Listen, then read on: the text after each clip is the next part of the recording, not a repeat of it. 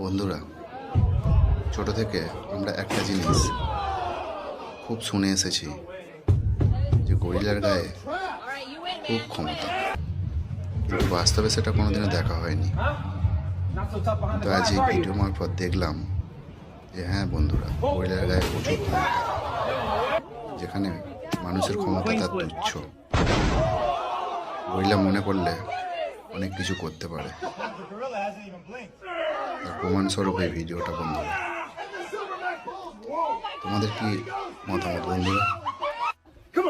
মানুষ বা একটা বডি ফিল্ডার একটা গরিলার সাথে সংঘর্ষে পারবে? তোমাদের মতামত কমেন্টে জানাবে। অবশ্যই লাইক, শেয়ার ও সাবস্ক্রাইব করবে।